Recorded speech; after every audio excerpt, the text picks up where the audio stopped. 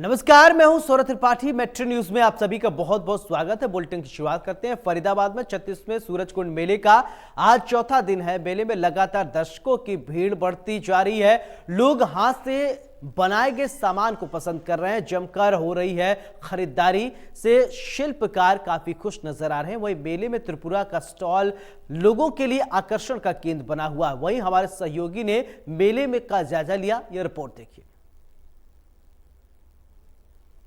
मेला शब्द सुनते ही लोगों के मन में उमंग छा जाती है और मेले में अगर मनोरंजन और साथ में मिल जाए तो लोगों को काफ़ी अच्छा लगता है, खुशी मिलती है। आप देख सकते हैं कि हस्तशिल्प सूरजकुंड मेला आज चौथा दिन है।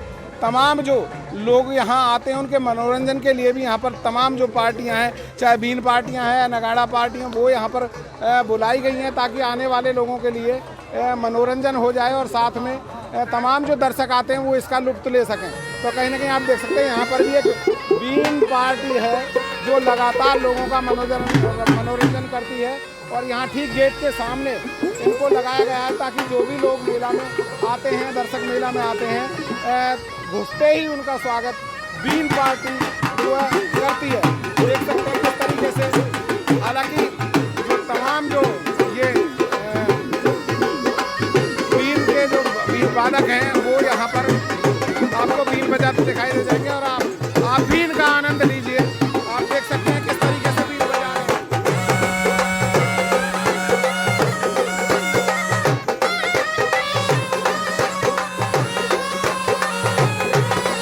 ये बीन की आवाज है।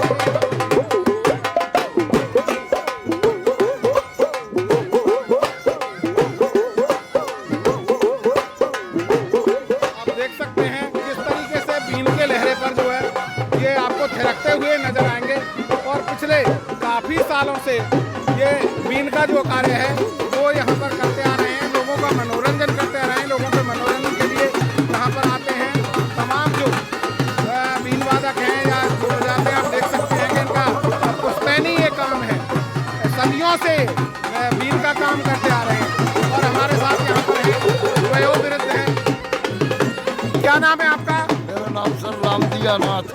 पिछले कितने दिनों से आप मेले में आ रहे हैं? हम सर जिस दिन ये मेला चालू हुआ था उस दिन से और आज तक चलते आ रहे, मतलब 5-4 साल बीच में रुके थे। मतलब आप देख सकते हैं कि आज से 36 साल जब पहले मेला शुरू हुआ तो ये पहले मेले से यहाँ मेले में अपना मनोरंजन लोगों के लिए करते आ रहे हैं। तो कहाँ के रहने वाले हैं आप? गांव वजीरपुर टिटाना पानीपत।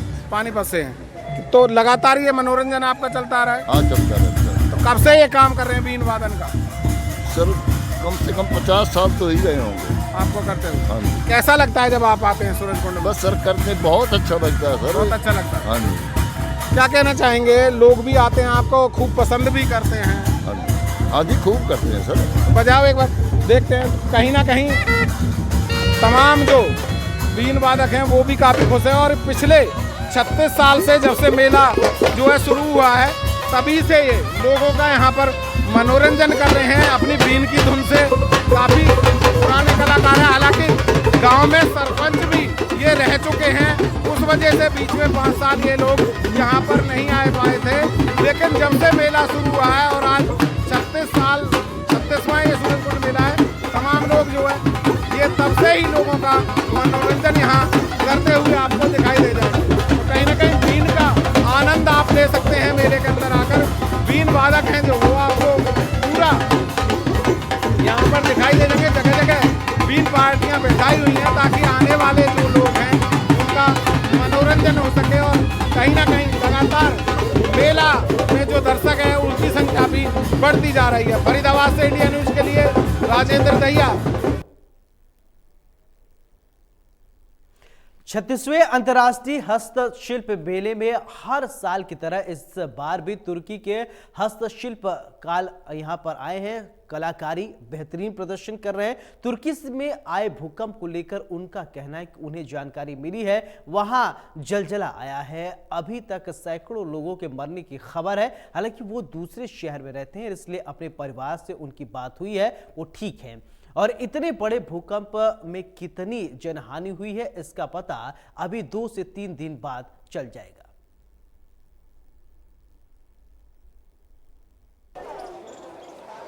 सूरजकुंड में 36वें अंतर्राष्ट्रीय मेले में तो तुर्की की भी एक स्टॉल आपको देखने को मिलेगी और यहाँ आर्टिजियंस आए हुए हैं, क्योंकि हर साल यहाँ इसी तरह से टर्की से आर्टिजियंस आते हैं। आप साफ तौर से ये देख सकते हैं टर्की का स्टॉल लगा हुआ है और यहाँ कई तरह के सामान उनकी तरफ से बेचे जा रहे हैं। लेकिन इस बीच में जिस तरह से सुबह टर्की में भूकंप आया और भूकंप भी 7.9 रिएक्टर स्केल का था, तो काफ़ी बड़ा इसको भूकंप माना जाता है इसे। क्या ये इनको जानकारी इस बात की है? जो टर्की के लोग आर्टिजियंस कल पहुंचे हैं यहाँ, उनसे बात करने की भी कोशिश करेंगे कि किस तरह के हालात हैं, अगर इनके वहाँ बात हो पाई हो तो। ये बिल्कुल। What's your name sir? Ulash Kılıç, my name is. Your country has come to the earthquake, you know? This is my country have yesterday I know, but I don't know how much big, how much small, I don't know. You, what happened to the family? This my family is not happen. Why I live different city. My city is don't have problem. But in the Turkey 4-5 big city have very big problem now. Yeah. And the Zerzele have, and very too much apartment is going down, and very too much people also inside. This is we know. How many pieces that, how many pieces not that, I don't know. You don't know. Yeah. But how much damage has happened? Something is revealed.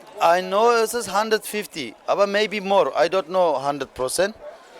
Today morning with my wife, I am talking. This is she tell me this is 150. But now every day, every minute, every 10 minutes, this checking, looking, maybe going more. I don't know.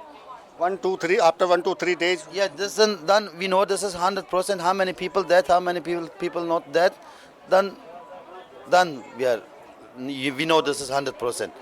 बिल्कुल। देखिए, ये दूसरे शहर में रहते हैं, लेकिन जिस तरह से वहाँ जलजला आया है, उस जलजले में काफ़ी लोगों की जान गई है। अब परिवार से बात जरूर हुई है, लेकिन वो परिवार सुरक्षित है। लेकिन जिस शहर में ये भूकंप आया है, वहाँ काफ़ी संख्या में लोगों के मरने की खबर आ रही है। लेकिन और इसके जो सही आंकड़ा है, वो 1 से 3 दिन के बीच में पता चल सकेगा। सूरजकुंड से Devendra Kaushik, India news.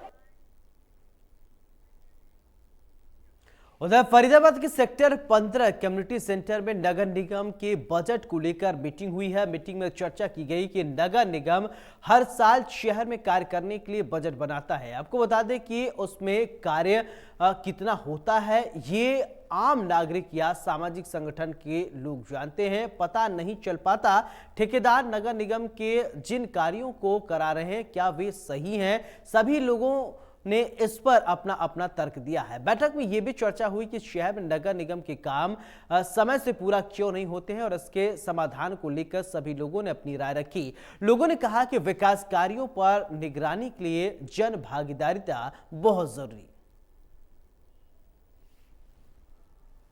Association का जनरल सेक्रेटरी हूं और आज हम यहाँ इकट्ठे हुए थे बजट पर चर्चा करने के लिए। जैसे आप लोगों ने भी सुना है कि लोगों ने बजट पर चर्चा कम की और अपनी समस्याएं ज़्यादा दिखाई हैं आप सबको। तो मेरा ये कहना है कि बजट का टाइम है, लेकिन क्योंकि अब कोई पार्षद रहा नहीं, सब पूर्व पार्षद हो गए हैं और अब जो बजट बनेगा वो बजट बनेगा एंट्रीम बजट। एंट्रीम बजट जो है वो उसलिए होता है कि भाई जो काम फंसे हुए हैं या जो हमें अपने एम्प्लॉयज़ की तनख्वाहें देनी है, जब तक बजट नहीं बनता वो तब तक के लिए होता है। अब चर्चाएं हैं, ज़रूरत है, काम है, लेकिन सरकार इसके ऊपर नहीं जाएगी। सरकार इसके ऊपर जाएगी कि भाई हमें अपने एम्प्लॉयज़ की जो तनख्वाहें देनी है उसके लिए हम बजट पास कर दें और हम वो पैसा जो है वर्करों की तनख्वाहें के लिए दें। एमटी इंडस्ट्रीज एसोसिएशन फरीदाबाद की तरफ से additional general secretary Ajay Abrol आज यहाँ बजट की मीटिंग के लिए आए थे।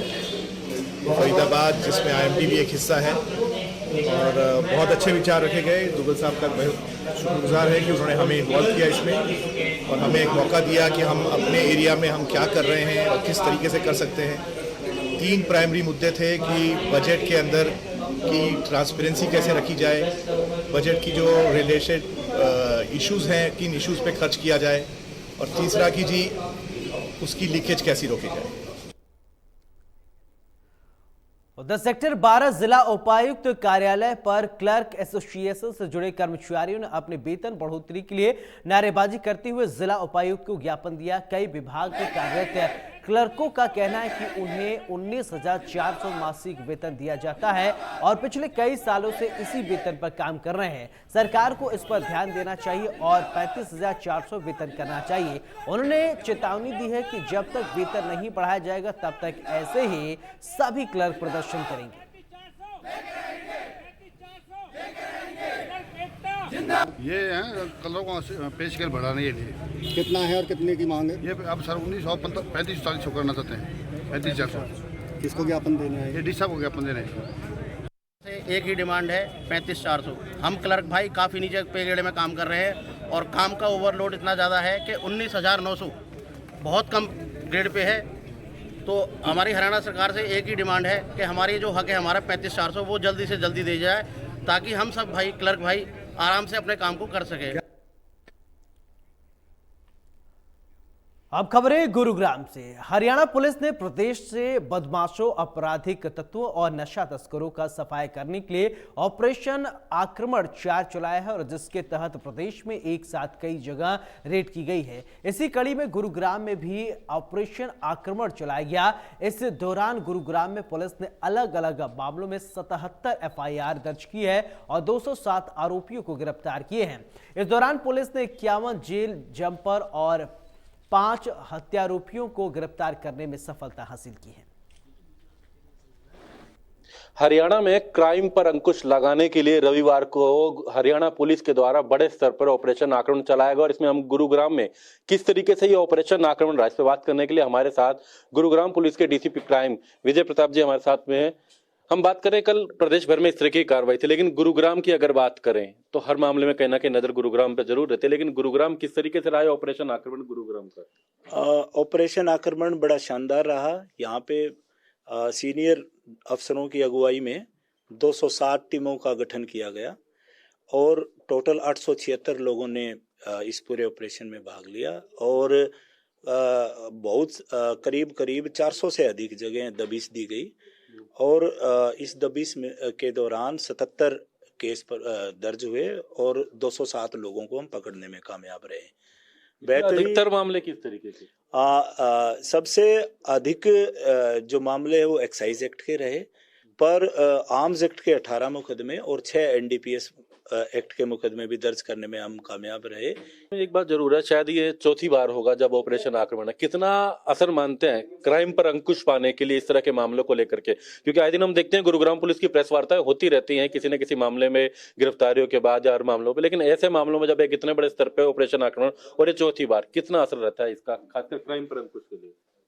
क्योंकि इसका पर्पज ही अपराध पे अंकुश लगाना होता है और पुराने अपराधी जितने भी है उनको पकड़ना होता है।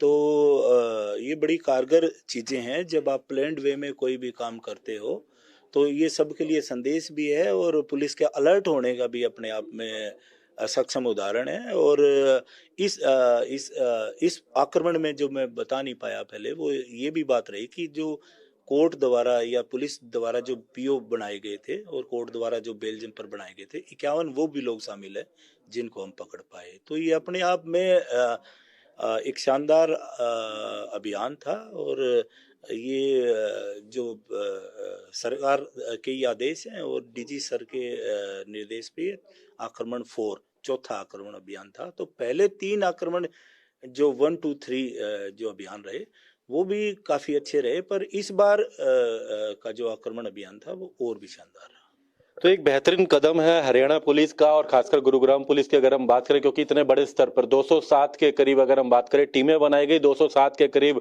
अपराधियों को गिरफ्तार किया गया, तकरीबन 800 से ज्यादा पुलिसकर्मी इसमें लगे, 288 किलो के करीब गांजा जो है वो भी बरामद किया गया। तो कहीं ना कहीं ऐसे में क्राइम पर अंकुश पाने के लिए ये एक हरियाणा पुलिस की मुहिम जिसमें चौथी बार ये ऑपरेशन आक्रमण चलाया गया था। गुरुग्राम से दीपक शर्मा, इंडिया न्यूज।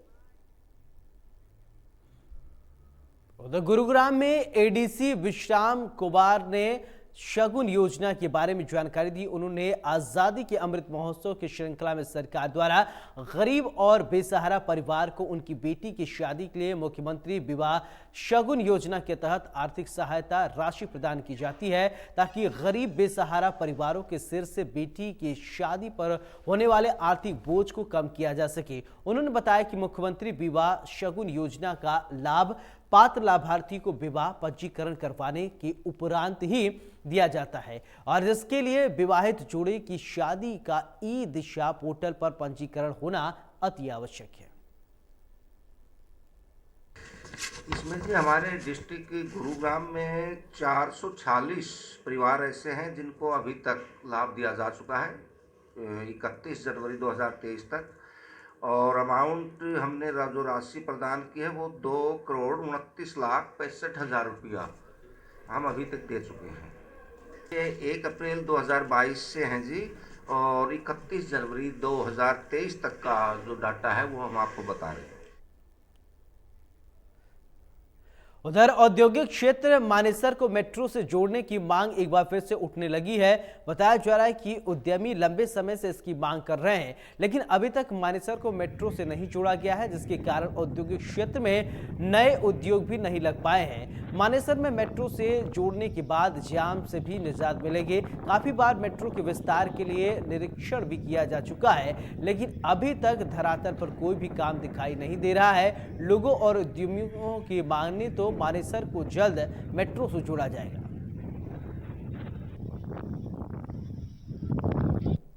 जो औद्योगिक क्षेत्र मानेसर है, में काफी समय से जो इंडस्ट्रियलिस्ट है, जो उद्यमी है, उनकी मांग है कि जो औद्योगिक क्षेत्र मानेसर को मेट्रो से जोड़ा जाए, जिसके कारण जो रोजाना जाम की स्थिति, जो हजारों वाहन आईएमटी क्षेत्र में आते हैं, तो कहीं ना कहीं जो मेट्रो से जुड़ने के बाद जो औद्योगिक क्षेत्र मानेसर के उद्यमी हैं उनको राहत मिलेगी, और जो नए उद्योग नहीं लग पा रहे हैं मेट्रो की कनेक्टिविटी के कारण, वह उद्योग भी लगेंगे। हमारे साथ उद्यमी मौजूद है, उनसे बातचीत करेंगे। कितनी परेशानी हो रही है? जो मैं मनोज यादव, ये जो मानेसर में इसका मेट्रो का जो डेवलपमेंट नहीं हो रहा है, इससे उद्यमियों को क्या इंडस्ट्रियल एरिया को भी बहुत परेशानी हो रही है। अगर ये मेट्रो का यहाँ पे आना हो जाता है तो इसमें उद्यमियों को भी फायदा मिलेगा और इसमें नए उद्योग लगने का भी रास्ता खुलेगा। और ये काफी पुरानी मांग है, सरकार को भी इस मांग पर ध्यान देना चाहिए ताकि मानेसर एरिया में इंडस्ट्री का महत्व बढ़ सके। कितनी परेशानी जो मेट्रो की कनेक्टिविटी नहीं होने के कारण? सबसे पहले तो मैं इंडिया न्यूज हरियाणा का स्वागत करता हूँ और धन्यवाद करता हूँ। आप टाइम टाइम पर जो है क्षेत्र की मांगों को उठाते रहते हैं।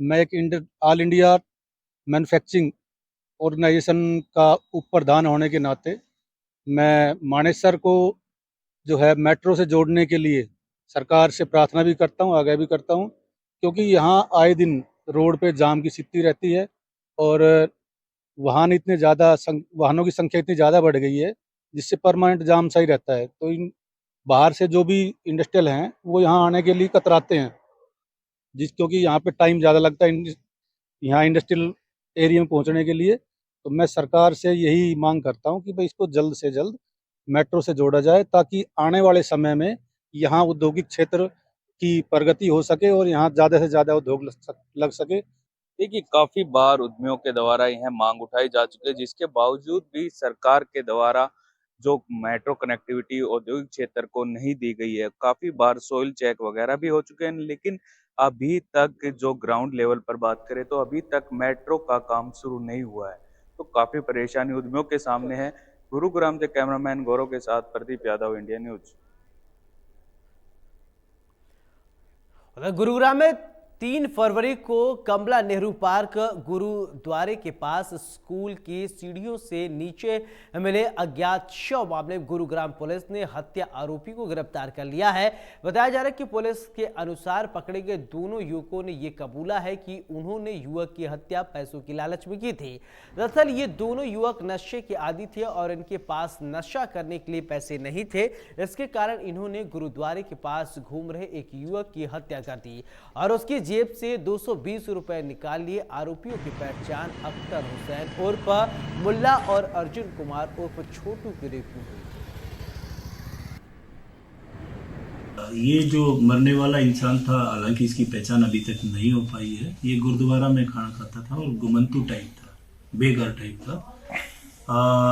जब इस पे पुलिस ने कार्रवाई करी तो इस प्रकार के जितने लोग गुरुद्वारे के आसपास जो अक्सर खाना खाते थे और घूमते रहते थे, वहाँ जब इन्वेस्टिगेट किया तो एक आई विटनेस जो कि झगड़ा होने की जिसने सूचना दी थी वो बताया।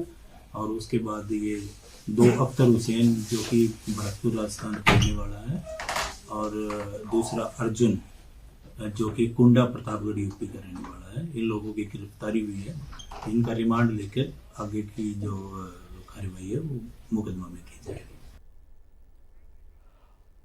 और इसी के साथ मेट्रो न्यूज में मेरे साथ फिलहाल इतने। नमस्कार।